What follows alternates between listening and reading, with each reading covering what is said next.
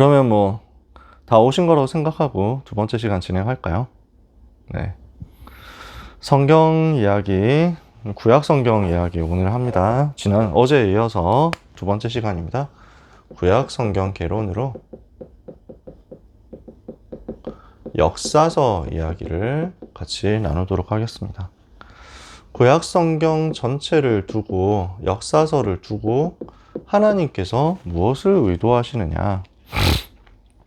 하나님을 사랑하는 하나님만을 사랑하고 하나님만을 섬길 것을 이야기하시면서 그러나 그것 못하고 있는 현장을 향해서 하나님이 무엇을 계획하셨느냐라는 것을 보여주십니다.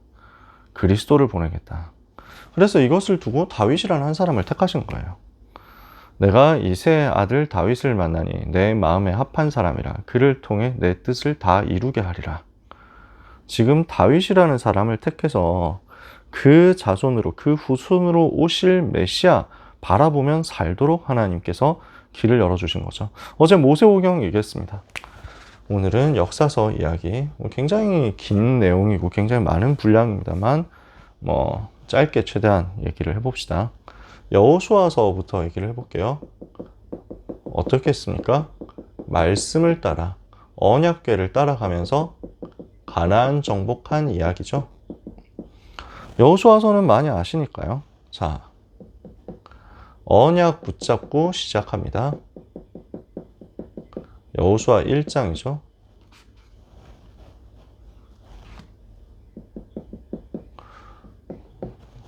내가 내 종 모세가 죽었으니 이제 너는 이 모든 백성과 더불어 일어나 요단을 건너 가나안 땅 곧 내가 그들에게 주는 땅으로 가라. 주님이 이미 주셨다는 거예요. 하나님이 이미 주신 땅이다. 너희 발바닥으로 밟는 땅을 내가 모두 다 너희에게 주었노니 여기서부터 저기까지 그 모든 땅이 너희의 지경이 될 것이다. 내가 너와 함께하며 아무도 너를 당할 자 없이 할 것이다. 너는 마음을 강하게 하고 극히 담대히 하여 말씀을 붙잡아라. 말씀을 붙잡고 주야로 묵상하면서 좌로나 우로나 치우치지 마라. 어디로 가든지 말씀 따라가면 된다. 그리하면 너는 길을 잃어버리지 않을 것이고 너의 길이 평탄할 것이고 네가 형통하게 될 것이다. 내가 너에게 말한 것이 아니냐. 마음을 강하게 하고 극히 담대히 해라. 네가 어디로 가든지 너의 하나님 여호와가 항상 너와 함께 하느니라. 이 언약을 하나님께서 여호수아에게 주시죠. 모세와 함께 한 것 같이 너와 함께 할 테니까 세계를 복음화할 그 땅을 정복해라. 메시아 보낼 그 땅을 정복해라. 지금 복음운동, 전도운동 하라는 언약을 주신 겁니다. 그 언약을 붙잡고 어떻게 합니까? 여호수아는 모든 유사들, 군중에 있는 중간 지도자들을 부릅니다. 그래서 이 사람들에게 전 백성에게 이 언약을 전달해라. 하나님이 나에게 주신 그 약속이 이것이었다. 너희들은 가서 이것을 모든 백성에게 전달해서 함께 언약 붙잡도록 만들어라. 전체가 언약 붙잡고 시작하는 거죠. 현장 분석합니다. 그랬더니 여리고 분석하러 들어갔더니 라합이라는 사명자 예비되어 있습니다. 하나님께서 붙이신 것이 맞구나. 요단을 건너갑니다. 언약궤 따라갔더니 요단이 갈라지면서 하나님의 능력 체험합니다. 거기에서 기념비를 세웁니다. 그리고 영적인 상태를 점검합니다. 그래서 4장, 5장에 할례를 베풀고 그래서 아직 할례 안 받은 사람도 있었단 말이에요. 요단강 건너는데 이제 가나안 땅 정복해야 됩니다. 할례를 행하고 아직 할례 안 한 사람 언약을 마음에 몸에 새기라는 거예요. 영에 새기라는 거예요. 그리고 여호와의 군대 장관을 만납니다. 하나님께서 지금 우리와 동행하시고 주의 천사를 보내서 우리에게 역사하시는구나 하는 것을 체험합니다. 그리고 여리고를 정복합니다. 우리가 열심히 노력해서 하는 게 아니구나. 현장 돌기만 했는데 하나님이 하시는구나. 이것을 보게 만드십니다. 그런데 그 여리고 이후에 틈이 생긴단 말이에요. 그러니까 여기에서 하나님께만 영광을 돌려야 되는데 아간이라는 사람이 자기 것을 챙겼어요. 재물을 뭔가 이제 자기 재산을 챙긴 거예요. 그러니까 이게 하나님과 맞지 않죠? 처음 난 것은 전부 하나님의 것인데 그것을 하나님께 영광 돌리지 않고 자기 것으로 챙겼다. 이것 때문에 문제가 생깁니다. 아이성은 아주 작은 성이어서 몇 명만 가도 되겠다 했는데 거기서 패했단 말이에요. 그래서 스스로 분석을 하고 하나님 앞에 회개합니다. 아간을 돌로 치고, 그리고 그 모든 것들을 회개하고, 그리고 우리가 대강 생각했구나, 우리가 교만했구나 하는 것들을 회개합니다. 하나님 앞에 서서 전체가 들어가서 아이성을 정복합니다. 이렇게 하면서 하나씩 하나씩 정복하고 들어가니까 가나안 사람들이 두려워해서 연합군을 편성합니다. 그리고 기브온 족속이 이스라엘에 항복하니까 그 기브온을 치러 나섭니다. 그 연합군과 싸우는 내용이 9장에서부터 12장까지 내용입니다. 그래서 전무후무한, 해와 달이 멈추는 전무후무한 역사가 여호수아 10장에 일어났고요. 그 이후에도 전쟁이 사실 계속됩니다. 그래서 그 5개 나라 연합국을 거기서 쓰러뜨렸지만 정말 많은 숫자의 군대들이 또 와서 이스라엘을 습격합니다. 그래서 온 이스라엘이 맞서 싸우고 하나님께서 이기게 하십니다. 12장까지 그래서 전체의 큰 줄기들을 장악합니다. 그 이후에는요, 지파별로 현장으로 들어가서 그 현장을 정복합니다. 자기에게 주어진 땅, 자기에게 주어진 미션을 감당합니다. 이게 13장에서 19장까지의 내용입니다. 그 중에 안악산지도 있었다는 얘기예요. 안악산지가 이제 뭐 마지막 요새다, 안악산지 정복하고 나니까 끝났다, 이건 아니고 유다 지파가 지금 치러 들어가야 되는 현장이 굉장히 어려운 곳이었고 안악 사람들이 살고 있는 곳이었다. 힘든 곳이었던 거 맞고요. 그 앞에서 갈렙이 믿음 고백한 것도 맞고요. 근데 그 땅은 유다 지파의 땅이었거든요. 유다 지파가 그렇게 해서 그 현장을 장악했다라는 겁니다. 이렇게 각 지파가 미션을 감당하고 도피성을 만듭니다. 이 성에 들어가면 산다. 그 도피성을 만들고 영적인 시스템을 만듭니다. 레위인에게 땅을 주는 거죠. 20장에서 22장까지. 그리고 이 모든 것을 여호수아가 백성에게 확인을 시켜주면서 나이 많아 죽게 된 여호수아가 백성들에게 유언을 남깁니다. 절대로 여호와 떠나지 마라.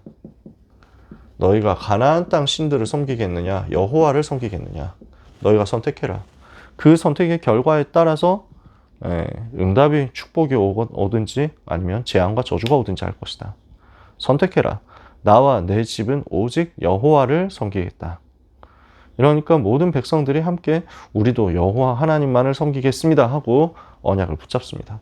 모세가 붙잡은 언약이 여호수아에게, 여호수아가 붙잡은 언약이 온 백성에게 이렇게 전달된 거예요. 그런데 사사시대 되죠. 영적 혼란 시대가 된 겁니다.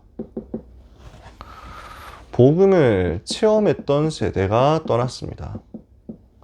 복음을 배운 세대도 떠났습니다. 그러니까 그 다음 세대에게는 이 복음이 아니라 종교로, 교리로, 제도로, 습관으로 전달되기 시작합니다. 그러니까 출애굽과 가나안 정복이라는 모든 여정을 체험했던 그 세대가 이제 세상을 떠났고 남지 않게 되었고, 그것을 보았던 세대들도 다 떠났고 남지 않게 되었고, 그 후에 일어난 세대는 여호와를 알지 못했다. 그러니까 어떻게 됩니까? 가나안 땅에 있는 우상과 그 우상 문화에 동화되어 버립니다. 물들어 버립니다. 그러면서 우리가 붙잡고 있는 게 복음이냐 종교냐, 이게 구분이 안 되는 거예요. 복음 붙잡아야 되는데 자꾸 종교로 가는 거죠. 이러니까 문제 올 수밖에 없게 되잖아요. 그러면서 우상과 싸우고 가나안 땅과 그 주변 현장과 그 땅을 장악하고 있는 흑암 세력과 영적인 싸움을 해야 되는데 안 싸웠어요. 그랬더니 어떻게 됩니까? 주변에 살려야 되는 그 나라들, 전도와 선교해서 영적 싸움해서 살려내야 되는 그 대상이 전부 올무가 된 겁니다. 그 민족들이 가나안 땅에 살고 있는 가나안 원주민 백성들과 주변에 있는 모든 나라들이 전부 올무가 되어서 이스라엘은 고난 시대를 맞이하게 됩니다. 그래서 재앙이 반복되잖아요. 이스라엘이 하나님을 잊어버리고 복음을 놓치니까 그 나라들이 재앙이 되어가지고 들어와서 이스라엘 백성을 괴롭힙니다. 계속 고난당하니까 고통 속에서 하나님께 부르짖습니다.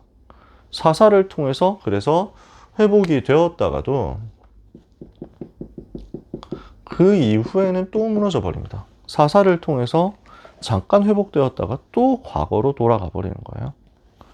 그러면서 귀한 사사들 있었고 중요한 응답받은 사사들도 있었지만 또 원래대로 돌아가더라. 사사기 맨 마지막쯤에 보니까 우상 종교가 출현합니다.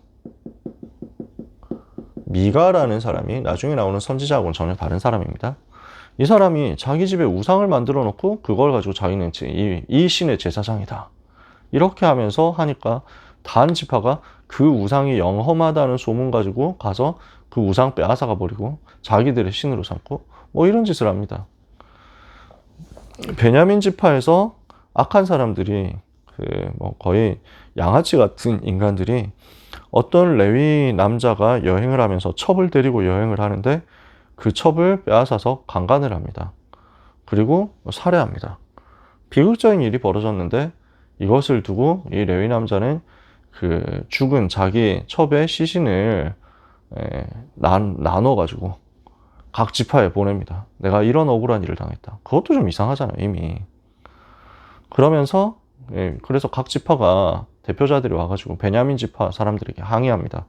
이런 일을 당했다고 하는데 말이 되냐. 지금 그놈들 내놔라. 처벌하고 처형하겠다. 그러니까 우리는 줄 수 없다 이럽니다. 이래서 내전이 벌어집니다. 11지파와 그 다음에 베냐민 지파 간에 내전이 벌어지고 그 내전 속에서 겨우 이제 11지파 승리하거든요. 처음에 졌다가 통분해서 하나님 앞에 번제를 드립니다. 그 이후에 하나님께서 이기게 하십니다. 문제는 그 과정에서 맹세를 잘못했어요. 우리 중에 누구도 저 베냐민 지파하고는 결혼시키지 말자 이런 식으로 베냐민 지파 대가 끊기게 된 거예요. 이렇게 되니까 어떡하냐 자기들이 나중에 실수한 걸 깨닫죠. 아, 우리의 잘못된 서원 맹세 때문에 우리 한 형제가 끊어지게 됐으니 어떡하냐. 그래서 약탈혼을 주선을 합니다. 강제로 이제 빼앗아 가지고 겨우 그렇게 해서 마무리를 합니다. 이러니까 이 모든 것이 지금 영적인 혼란이란 말이에요. 그 이유를 두고 뭐라고 설명하냐면 사사기 21장 25절 그때 이스라엘에 왕이 없으므로 사람들이 자기의 소견에 옳은 대로 행하였더라. 그래서 왕이 필요하다는 거예요. 왕이 없어서. 그래서 룻기가 나오죠. 하나님께서 왕을 준비하시잖아요. 누구를 통해서? 모압 사람, 다민족 사명자. 이 사람이 복음을 체험했단 말이에요.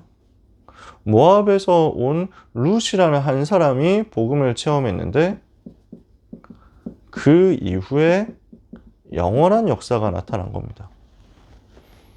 그래서 이방신을 섬기고 있었던 모압인이 룻이 이제 시어머니 나오미 그리고 그 나오미와 남편 엘리멜렉이 이제 그 베들레헴 땅에서 살고 있다가 기근 때문에 먹을 게 없어서 모압 땅으로 온 거예요. 거기서 말론과 기럯이 이 모압 여자하고 결혼을 한 거죠. 그 아들들이. 근데 엘리멜렉도 죽고 말론과 기럯도 죽고 비극이 닥쳤잖아요. 슬픈 일이 닥쳤잖아요. 근데 그게 하나님의 사인이었단 말이에요. 그래서 그 며느리 룻이 어머니의 하나님이 나의 하나님이고 어머니의 백성이 나의 백성이다. 나는 어머니를 따르겠다 하면서 복음으로 들어온 거예요. 하나님께로 돌아온 거예요. 아마 모압 땅에서부터 하나님 섬겼을 텐데 그래서 그 이후에도 나는 하나님께로 가겠다 하면서 나는 하나님 섬기는 그쪽으로 계속 가겠다 이렇게 한 거죠. 이렇게 해서 왔더니 보아스라는 남자가 예비되어 있었고 이 사람이 기업 물을 자가 되어서 룻을 자기 아내로 맞아들입니다. 이게 지금 힘없는 룻이 은혜로 보아스와 결혼하게 된 이 자체가 우리가 우리 주님 만나서 구원받은 이것을 또 보여주는 모형이란 말이에요. 이렇게 해서 복음을 체험했는데 거기에서 아이를 낳았다. 오벳을 낳고 오벳이 이새를 낳고 이새가 다윗을 낳았다. 이 영적 혼란 시대의 재앙을 막는 것이 바로 이 하나님의 계획이었다는 거예요. 그러면 여기서 우리는 다시 붙잡아야죠. 그러면은 다윗이 진짜 왕이냐? 그것도 또 아니잖아요. 오실 메시아, 다윗의 자손으로 오실 그리스도가 참 왕이잖아요. 그때 이스라엘의 왕이 없으므로 라는 말은 그때 그리스도께서 왕 되시지 않으셨으므로, 그때 여호와 하나님이 왕 되셔야 되는데 그것을 이스라엘이 놓쳤으므로 사람들이 자기 소견에 옳은 대로 행했다. 이게 영적 혼란의 문제였다는 거죠. 우리는 이 흐름을 바꿔야 된다. 자, 세 번째. 그래서 통일 왕국 시대 이제 시작됩니다. 새 인물이 나오죠. 첫 번째 사무엘입니다. 잘 아시지만요. 엘리와 홈리와 엘리 제사장과 그 두 아들 홈리, 비느하스가 완전 실패했습니다. 복음이 종교화되어 버린 결과 하나님의 말씀이 희귀하고 이상이 흔히 보이지 않고 시대의 재앙이 왔고, 이 사람들은, 이 홈리와 비느하스는 하나님을 우습게 생각하고 하나님의 일을 하는 것을 그냥 직업으로 생각하고 감히 성소에서 음란한 짓을 하고, 그러니까 하나님이 치시는 거예요. 그때 그러나 하나님은 나실인 사무엘을 준비하셨습니다. 한나가 자기 문제로 기도할 때 하나님께서는 나실인이라는 언약을 붙잡게 하시고, 구별된 자, 남은 자, 세상과 다른 거룩한 하나님의 사람, 세상 살릴 사람으로 블레셋 시대 앞에 흑암 재앙을 막을 사람으로 준비하게 하셨죠. 나실인 렘넌트가 준비되었습니다. 그래서 어떻게 됐습니까?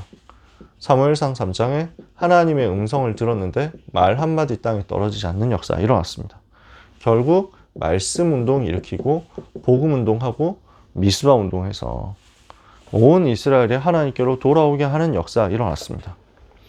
근데 그 사무엘이 나이가 들고 이제 그 사무엘의 아들들은 또 복음이 붙잡아지지 않고 제대로 전도 운동하는 사람이 아니었단 말이에요. 그래서 이때 사람들은 왕을 요구합니다. 우리에게도 왕을 주십시오. 그러니까 사무엘이 슬퍼하거든요. 아니, 복음이면 되는데 여호와께서 왕 되셔야 되는데 사람 왕을 달라고 하는구나. 그 왕이 너희를 압제할 것인데 괜찮냐? 그 왕을 섬기겠냐? 아, 우리는 왕 달라고. 다른 나라는 다 왕인데 우리만 왕 없어 하면서 막 때를 쓰는 겁니다. 하나님, 그래서 사무엘이 너무 슬퍼하니까 하나님께서 해달라는 대로 해줘라. 자기들이 나중에 가서 후회하겠지. 근데 그게 이 백성의 상태와 수준이다. 해줘라. 그래서 사울이라는 사람을 찾습니다. 이 사람이 시작은 좋았어요. 처음에는 괜찮았어요. 겸손했거든요. 그래서 기름 부어 세웠단 말이에요. 그때 성령 충만 받아가지고 예언도 하고 그랬어요. 사울이 시작은 괜찮았습니다. 그런데 결국 변질됩니다. 왜냐하면 복음으로 붙잡아야 되는데 종교로 붙잡아 버리거든요. 이게 지금 사울에게 있는 한계였고 그 이후에 나오는 수많은 왕들의 한계였어요. 그러니까 사울 임금 이야기 읽어보면 처음에는 되게 겸손합니다. 자기가 어떻게 그런 중요한 일을 할 수 있단 말이냐. 그럼 자기는 높은 자리에 갈 수 없다. 나 같은 사람 그렇게 하면 안 된다. 이렇게 합니다. 그래서 사무엘이 여기 여호와께서 기름 부어 세우신 왕이 여기 있다 하는데도 사울은 숨었습니다. 근데 숨어도 안 숨어서, 왜냐하면 키가 너무 컸어. 다른 사람들보다 머리 하나 더 컸다고 하거든요. 그러니까 지금 남자 평균 키 170이라고 하면 사울의 키는 한 2m 정도 되는 거예요. 그 정도로 얼굴이 큰 게 아니고 키가 컸다는 거지. 그래서 왕으로 세우고 와 하고 환호하고 하는데 사울은 집으로 가버립니다. 왕으로 세워졌는데 자기 집으로 돌아가서 계속 농사 짓습니다. 얼마나 겸손했는지. 블레셋이 근데 쳐들어옵니다. 그러니까 위기다, 큰일이다 이렇게 해가지고 사울이 농사 짓다가 갑옷 입고 뛰어나가지고 싸웁니다. 그 결과 그 블레셋 물리치고 나라를 위기에서 구하거든요. 백성들이 감동받습니다. 이 사람이 계속 우리를 다스려야 된다. 어디 집으로 가려고 하느냐? 가지 마라. 가면 안 된다. 이렇게 해가지고 왕궁 지어서 사울을 앉힙니다. 그래서 사울이 왕 된 거예요. 겸손했거든요.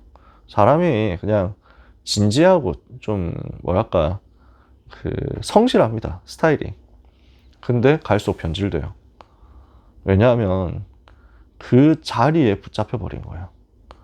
내가 왕이니까 왕 자리를 지켜야 된다. 그리고 왕의 자리에서 왕권을 계속 지키지 않으면 나라는 혼란에 빠진다. 뭐 그랬을 수 있습니다. 그러니까 어떤 왕조든 자세히 보면 왕권을 강화하는 게 굉장히 업적이잖아요. 그죠? 뭐 우리나라도 보면 삼국시대 왕권 강화하고 중앙 집권하는 왕들을 다 명군이라고 하죠. 삼국시대 뭐 근초고왕, 뭐 그다음에 뭐 진흥왕, 뭐 소수림왕, 광개토대왕 뭐 이런 거 생각해 보세요. 여러분 혹시 한국사 배우셨나요? 안 배운 세대인가? 그러면서 이제 또 뭐 고려시대 가면 뭐 문종 뭐 그래가지고 뭐 광종의 왕권 강화 뭐 이래가지고 나오잖아요. 뭐 조선시대는 말할 것도 없죠. 태종 뭐 명군이다 얘기하잖아요. 그래서 태종이 한 거 보세요. 왕권을 강화하기 위해서 어떻게 합니까? 그래서 막 사병 혁파하고 그 다음에 공신들 다 숙청하고 그 다음에 뭐 자기 아버지도 뭐 이제 사실상 몰아내고 아버지가 픽한 왕자들 죽여버리고 뭐 이렇게 했잖아요. 자기 왕자에난 하면서. 그리고 자기 아들에게 왕위를 물려주면서 아들이 너무 착하니까 안 되겠다 해가지고 아들의 장인어른 처형시키고 그 가문 풍비박산되잖아요. 외척 세력 만들면 안 된다고. 사울 임금이 하는 것도 사실 그거예요. 그래서 위협이 될 만한 세력이 나오면 안 된다 이거예요. 그래야 나라가 안정이 된다. 그런 정도 생각했겠죠. 근데 그게 하나님의 뜻과 맞냐는 거예요. 복음이 아니라 종교를 붙잡는 거는 어떻게 하느냐면 지금 전쟁 터졌습니다. 그래서 빨리 출동해야 됩니다. 군대를 모집하고 모아가지고 이제 그 사울 임금이 출병을 하려고 하는데 제사를 지내고 가야 되거든요.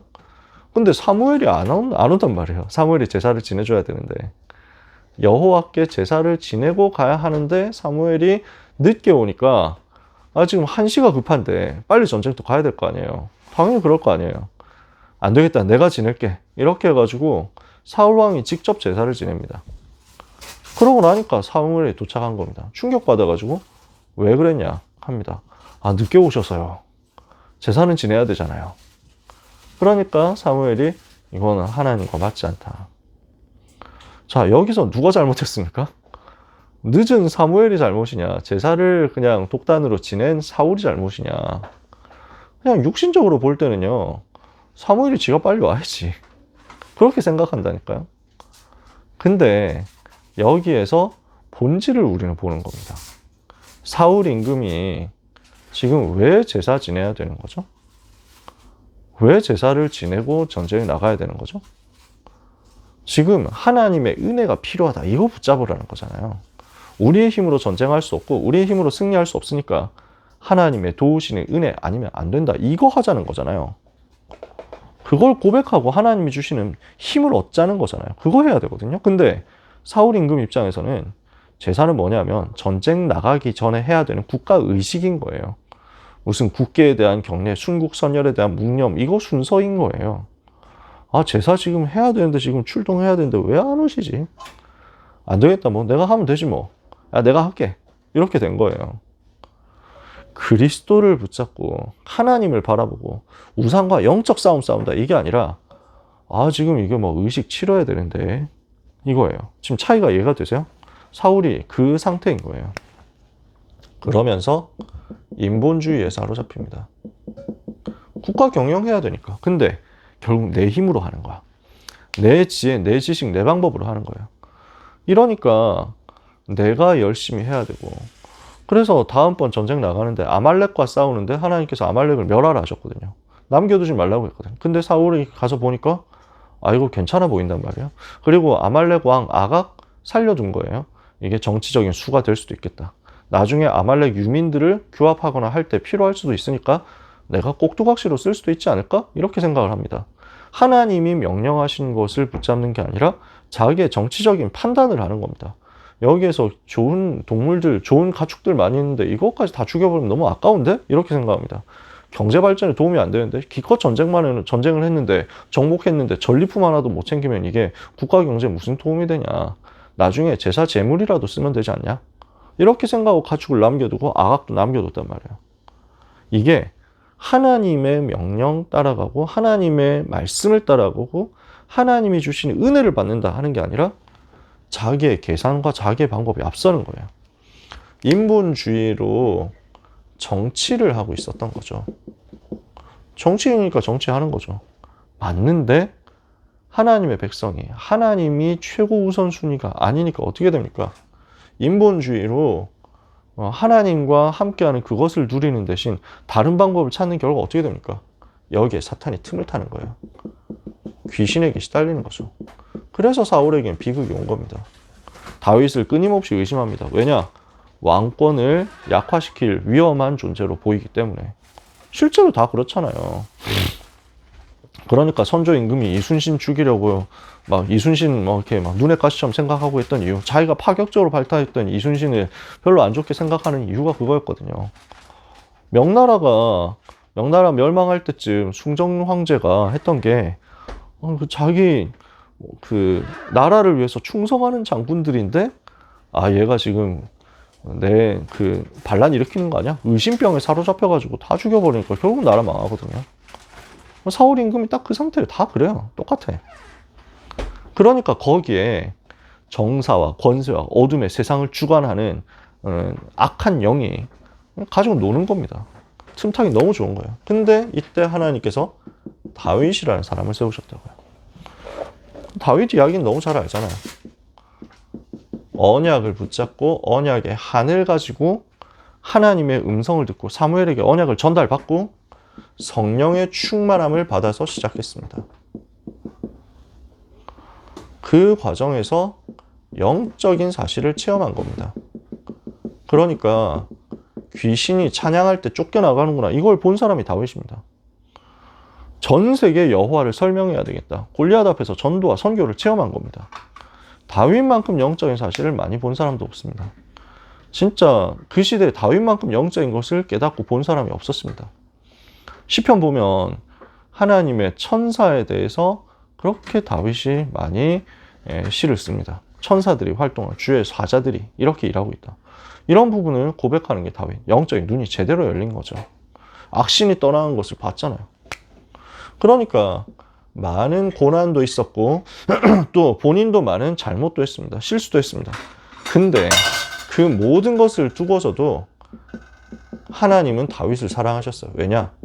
하나님을 가장 사랑하는 사람이 다윗이었기 때문에.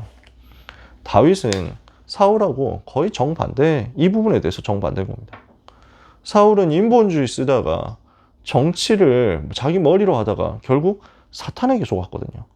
다윗은 그런 고려를 하지 않았어요. 육신적인 고려를 하는 인생이 아니었어요.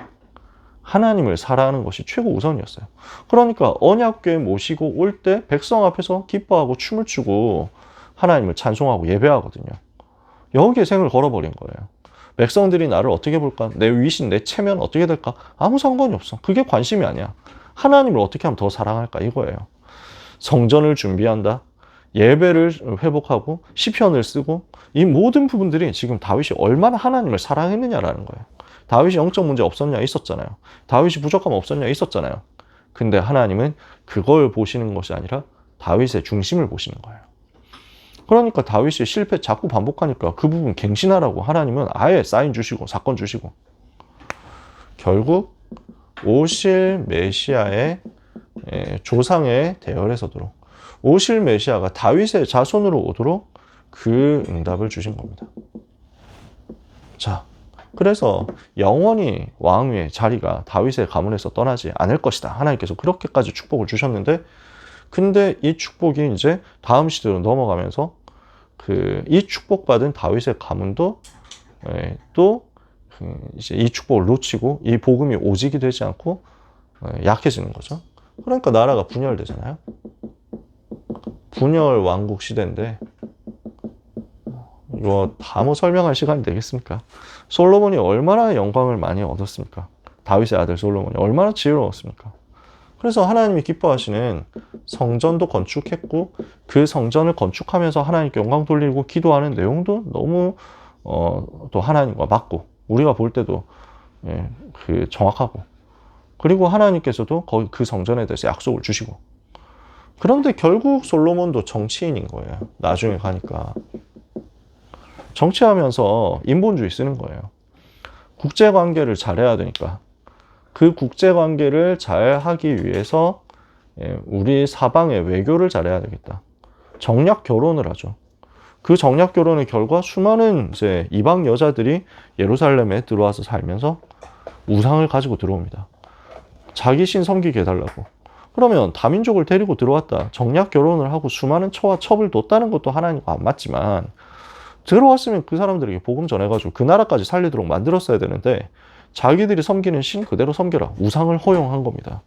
이런 인본주의를 쓰니까 실패될 수밖에 없잖아요. 자기는 철저하게 리스크 관리하고 있다고 생각했는데 아니었어요. 반대쪽에서 통수 쳐요. 애굽 그 솔로몬 왕국이 다윗이 만들어 놓은 세팅해 놓은 그 시스템 속에서 너무 강성해졌어요.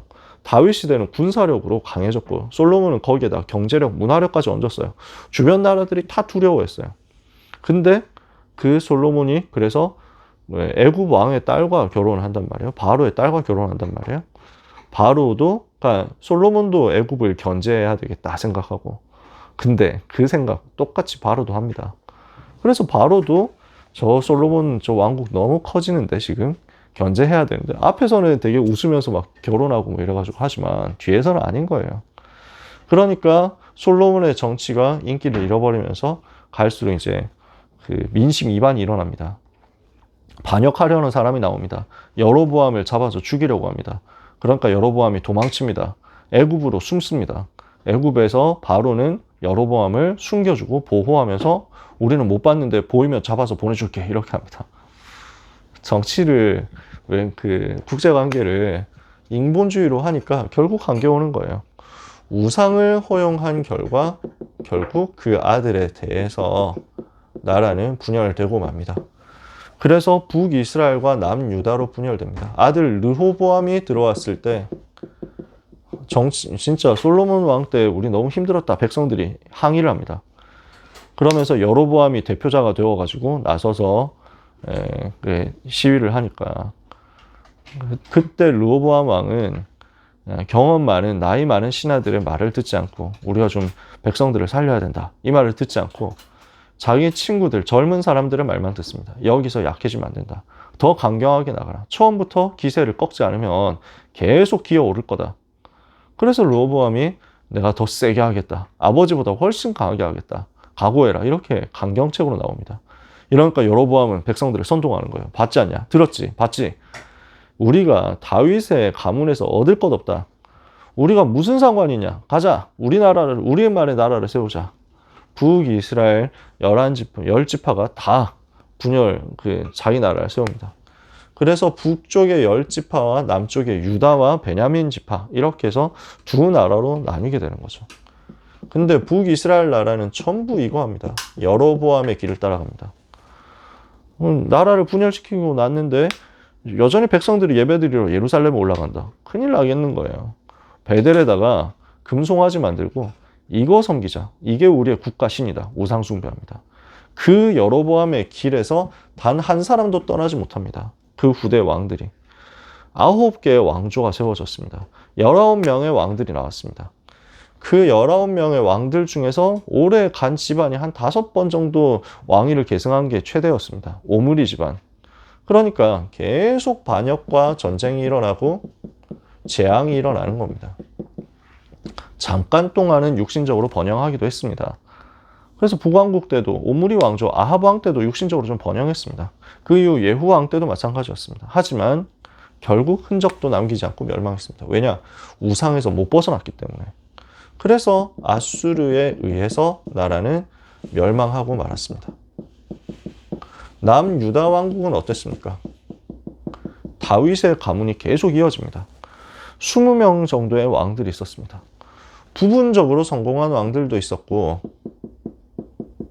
하나님이 보실 때 이 사람은 온전하고 깨끗한 사람이다 하는 사람도 있었습니다. 아비야, 아사, 요아스, 우시야, 요담 같은 사람들은 부분적으로 선한 하나님을 섬기는 왕이었고, 하나님께 전심으로 하나님을 섬기고 복음 회복해야 돼, 복음 붙잡아야 되겠다 하는 사람들, 여호사밧, 히스기야, 요시야 같은 왕들이 있었습니다. 그 왕들을 자세하게 얘기를 여러분하고 하고 싶은데 시간 관계상 그렇게는 못할 것 같아요. 그냥 여러분이 한번 찾아보세요. 읽어보시면 돼요. 여호사밧 왕, 히스기야 왕, 요시야 왕. 근데 이 사람들도 완벽하지는 않았어요. 진짜 한 사람 한 사람에게 대해서 할 말이 진짜 많은데 빨리 넘어갈게요. 그런 왕들이 있었음에도 불구하고 그러나 다수는 하나님을 사랑하지 않았어요. 그런 소수의 왕 말고 다수의 3분의 2 정도 되는 임금들은 하나님을 사랑하지 않았어요. 임금들이 문제였냐? 온 백성이 같은 상태란 말이에요. 임금이 그런 정치를 하고 있다는 것은 사실은 백성들의 상태가 그거니까 백성들의 수준, 백성들의 상태에 따라서 왕들도 마찬가지입니다. 결국 우상을 못 넘어서고, 결국 우상 문화를 못 넘어서고, 결국 복음 아니라 종교로 가고 전도와 선교를 놓치니까 멸망하는 게 하나님의 뜻이었어요. 바벨론에 의해서 멸망당하게 됩니다. 그때 하나님께서는 무엇을 계획하셨냐? 이 시대를 두고 하나님은 사실은 왕들의 이야기만 했지만 그 배경에서 선지자들을 세우신 거예요. 왕들은 정치를 저렇게 하고 있지만 실제로 온 나라를 살리는 것은 복음운동, 말씀운동이었다. 선지자들인 누가 일어나서 어떻게 말씀운동 펼쳐서 시대를 회복하느냐. 그래서 북이스라엘 나라가 번영할 이유가 없고 복받을 이유가 없는데도 복을 받을 때가 있었어요. 왕들은 하나도 제대로 된 게 없었는데 그랬어. 왜냐? 엘리야, 엘리사 선지자가 일어나서 복음 회복하고 백성들에게 여호와 하나님을 설명하고 도단성 운동 일으키고 렘넌트 세우니까. 그러니까 하나님이 그 시대를 축복하신 거예요. 그 전도자들을 보고. 그래서 그 전도자의 메시지를 받은 사람들이 또 영향을 받는 겁니다. 여호사밧 왕은 엘리사 선지자의 영향을 받습니다. 히스기야 왕은 이사야 선지자의 메시지를 받고 일어납니다. 요시야 왕은 잃어버렸던 성경을 찾아내면서 하나님의 음성을 듣습니다. 거기서부터 역사가 일어나는 거예요. 그래서 말씀을 통해서 시대는 살아나는 것이다. 복음 회복할 때, 우상을 무너뜨릴 때 시대는 살았고, 복음을 놓치고 우상 숭배에 빠졌을 때 결국 멸망길로 가게 됐습니다. 이 역사의 흐름을 보면서 우리는 이 시대에 하나님이 원하시는 것이 무엇인가를 찾을 수 있어야 됩니다. 한 가지 좀 참고할 만한 것은, 그래서 사사기, 이게 여호수아의 내용, 사사기 룻기의 내용, 그리고 이게 사무엘상, 사무엘하의 내용입니다. 여기서부터가 열왕기 상하 내용이고요. 역대하는 다윗의 이야기, 역대상은 다윗의 이야기, 역대하는 요 시대 이야기입니다. 특히 역대하 같은 경우는 남유다 역사만 주로 집중적으로 얘기합니다. 관점이 좀 달라요. 사무엘 상하와 열왕기 상하는 거의 같은 관점으로서 왕들이 잘한 것도 못한 것도 여과 없이 설명합니다. 그러니까 다윗의 일생의 흑역사도 사무엘하 보면 그냥 다 드러나 있습니다. 얄짤없이 다 드러나 있어요. 그래서 아주 냉철하게 설명하는 게 열왕기입니다. 사무엘상하도 마찬가지 열왕기. 왜냐하면은 복음 놓치면 이렇게 된다라는 것을 알려줘야 되니까. 복음 잃어버리면 이렇게 나라는 무너지는 것이다 알려줘야 되니까. 근데 역대기는 시선이 좀 더 따뜻합니다. 왜냐?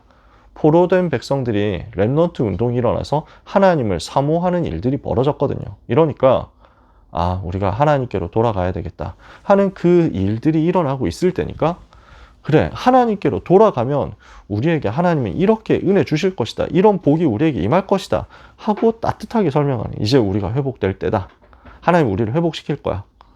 그래서 그 하나님의 회복의 여정 속에 우리가 있는 거야. 그래서 열왕기는 아주 냉철하고 역대기는 따뜻하다. 이런 정도의 관점에서 역사서를 보면 됩니다. 자, 마지막으로 포로와 그 이후 시대의 이야기입니다. 포로 되어서 끌려간 시대와 그 이후에 포로에서 돌아온 이후에 어떤 일이 벌어졌냐. 이 부분은 선지서 이야기하면서 조금 더 다루겠지만요. 포로 시대에 대해서 이미 선지자들이 예언했습니다. 이사야 선지자가 예언했고 예레미야 선지자가 예언했습니다. 그 예언대로 성취되어서 북이스라엘은 망했고 남유다는 멸망한 이후에 백성들은 포로가 되어서 바벨론으로 끌려갑니다. 근데 그 바벨론 현장에서 포로된 세대 가운데, 포로된 그 시대 속에서 언약을 붙잡은 렘넌트가 일어난 거죠. 그 렘넌트가 다니엘과 세 친구 같은 사람들이었고 같은 시대를 살았던 사람이 에스겔이었습니다. 아마 에스겔 선지자는 조금 그 다니엘하고 거의 동년배거나 약간 더 후배거나 그랬을 겁니다. 근데 에스겔 선지자보다 다니엘이 오래 살았던 건 거의 맞는 것 같습니다. 그런 정도의 차이가 있고요. 그래서 포로된 현장에서 렘넌트들이 일어나서 이 렘넌트들이 복음을 붙들고 일어나니까 그 땅을 살려버리는 거예요. 바벨론 현장을 살리잖아요. 그래서 정권이 교체되거든요. 왕조가 교체돼요. 바벨론 나라가 망하고 바사 나라, 페르시아 나라가 들어옵니다. 그 페르시아 왕 고레스를 통해서 포로에서 돌아오고 성전을 다시 짓게 되는 언약이 성취되는 거예요. 포로 백성들이 귀환하는 일이 벌어지고 성전을 재건하도록 언약이 성취되는 일이 벌어집니다. 근데 이게 성전이 중단되거든요. 성전 재건 일이. 왕이 바뀌면서 명령 이제 다시 엎어버리는 거예요. 반대하는 사람들이 나와가지고 저것들 성전 짓도록 놔두면 안 된다고. 이러니까 야 짓지 마 이렇게 된 겁니다. 16년 동안 중단되었습니다. 그랬다가 백성들이 낙심하고 있을 때 이제 하나님의 음성을 듣습니다. 학개 선지자 스가랴 선지자가. 그래서 지금 올라가서 성전을 짓기 시작해라. 다시 시작하자. 하나님이 하실 것이다. 이 학개 선지자 스가랴 선지자의 메시지를 붙잡고 다시 시작합니다. 성전을 4년 만에 다 짓게 됩니다. 이게 스룹바벨 성전입니다. 좀 더 자세하게 디테일하게 설명하고 싶은 게 너무 많은데 시간이 좀 많이 부족해요. 그래서 예언서, 선지서 얘기할 때 조금 더 시간 되면 설명해 볼게요. 아마 그때도 설명 못 할 거예요. 우리가 1시간 안에 역사서 이 긴 걸 다 안다? 이건 거의 1시간으로는 불가능하거든요. 개요만 보고 가는 거니까. 자, 이렇게 하면서 에스더 시대 됩니다. 타임라인을 제가 지금 설명하는 거예요. 그래서 에스더를 통해서 무슨 일이 벌어집니까? 온 백성이 구원을 체험하고 유다 백성 죽게 되었는데 살게 되고 원수 세력은 무너지고 하만을 비롯한 원수의 세력은 무너지고 그리고 다민족들이 유다인이 되는 역사, 유다인처럼 하나님 섬기겠다고 돌아오는 역사가 일어났습니다. 복음화 운동이 일어났죠. 에스더를 통해서 그 일이 벌어져요. 그리고 에스라, 느헤미야. 이 두 사람은 같은 시대입니다. 포로에서 돌아와서 성전도 재건했고 시간도 많이 지났는데 성벽이 무너지고 황폐해졌고 여기를 제대로 다스리는 사람이 없다. 그래서 성전도 거의 황폐해질 지경이다. 이 상황이 들리니까 느헤미야가 이것을 두고 언약의 한을 가지고 기도합니다. 하나님께서 은혜를 주셔서 느헤미야가 페르시아 왕 아닥사스다의 술 관원이 됩니다. 그래서 비서가 되었다는 얘기죠. 중요한 장관이 되었다는 얘기예요. 그래서 아닥사스다 왕이 느헤미야를 보고 왜 이렇게 슬퍼하냐. 그래서 이러이러해서 우리 고향이 이렇게 무너져 가고 있습니다. 네가 가서 살려라. 이래서 총독으로 임명받아서 옵니다. 느헤미야를 통해서 무너졌던 예루살렘 성벽이 다시 세워지는 기적 같은 일이 벌어지고요. 몇 달 만에 성벽을 다 완공을 했으니까요. 여기에 대한 리더십도 볼 수 있는 게 참 많습니다. 언약 붙잡을 것도 많이 있는데 이제 시간이 거의 다 갔으니까요. 마무리하려고요. 성벽을 재건한 이후에 학사 에스라가 와서 느헤미야와 함께 복음을 이제 전달합니다. 온 백성에게. 성전도 세웠고 성벽도 세웠는데 이제는 백성들에게 복음이 전달돼야 되거든요. 이것을 두고 에스라, 느헤미야가 함께 팀이 되어가지고 복음을 백성들에게 전달한 겁니다. 성경을 모든 백성들한테 읽어줬습니다. 모든 백성들이 그 말씀을 듣고 울었습니다. 우리가 이 복음을 받았는데 이 복음을 놓쳐서 이렇게 고난당했었구나. 다시는 이 복음 놓치지 말아야 되겠구나. 이렇게 하게 됩니다. 이렇게 울고 있으니까 느헤미야가 백성들에게 얘기합니다. 울지 마라. 하나님의 이건 기쁜 날 아니냐. 기뻐해라. 여호와를 기뻐하는 것이 우리의 힘이다. 그래서 온 백성과 함께 기뻐하고 힘을 얻고, 그리고 남은 모든 유다 백성, 포로에서 돌아온 이 백성들과 함께 언약 다시 붙잡자, 이렇게 하게 됩니다. 이렇게 하면서 구약 성경의 역사가 끝납니다. 히스토리가 끝나요. 이 다음으로는 신구약 성경 중간기 시대로 넘어갑니다. 그래서 대략 시대를 보면 연도를 좀 써야 되는데, 포로로 끌려온 게 BC 605년에 다니엘이 포로로 끌려옵니다. BC 한 593년에 에스겔이 포로로 끌려옵니다. BC 586년에 남은 유다 나라가 완전 멸망합니다. 그리고 모든 백성이 거의 대부분 살해당하고 아주 소수가 남고, 그 다음에 조금 부족한 숫자 몇만 명 정도가 포로로 끌려갑니다. 근데 그 포로된 시대에서 느부갓네살 왕 밑에서 다니엘 같은 렘넌트들이 일어나서 느부갓네살을 변화시키고, 그리고 왕들을 변화시키는, 영향을 주는 일들이 벌어지는 거죠. 느부갓네살 왕 이후에 시대가 많이 흘렀고 한 5명 정도 왕이 지나가고 이제 벨사살 왕이 되었을 때, 그때 이미 다니엘은 노인이에요. 근데 벨사살이 하나님을 대적하는 짓을 하죠. 그러니까 하나님은 심판을 선고하십니다. 다니엘을 통해서 그 심판이 전달되고, 실제로 나라는 바벨론 나라가 그날 멸망합니다. 페르시아 나라가 바벨론을 급습해서 무너뜨려요. 그리고 다니엘은 그 페르시아 나라 정권 왕조가 바뀌었는데도 처음에 총리가 됩니다. 다리오라는 사람이 중간에 임시로 왕이 되었다가 그 사람이 이제 다니엘을 사자굴에서 해서 건져주잖아요. 이 내용은 선지서 이야기할 때 조금 설명해 보도록 할게요. 시간이 될지 모르지만. 그리고 고레스라는 왕이 들어옵니다. 고레스 왕 때 포로 귀환, 성전 재건 명령 내려지고요. 고레스 왕이 전쟁터에서 죽고 그 아들이 아닥사스다라고 성경에 나와 있을 겁니다, 아마. 근데 역사에는 캄비세스라고 나옵니다. 동명이인들이 많기 때문에. 그래서 캄비세스라는 이 왕에 의해서 중단되었다가 다리오라는 또 다른 다음 왕이 들어옵니다. 그 왕이 되면서 성전 다시 지어도 된다. 그때가 메시지 받았을 때거든요. 그 다리오 왕의 아들이 아하수에로 왕입니다. 역사에는 크세르크세스라고 여러분이 그리스식으로 배웠을 겁니다. 그 사람 때 있었던 일이 에스더 사건입니다. 그 아하수에로 왕의 아들이 아닥사스다 왕이고, 그때 있었던 사건이 에스라 느헤미야 시대입니다. 시간 순서 제가 설명하는 겁니다. 그래서 이사야, 예레미야, 에스겔, 다니엘, 그 다음에 에스라서에 보면 포로 귀환과 성전 재건에 대한 내용이 앞부분에 설명이 되어 있습니다. 에스라 학사 선지자는 요때 제사장이면서 이 인물이었지만요. 벌써 렘넌트들이 왔는데.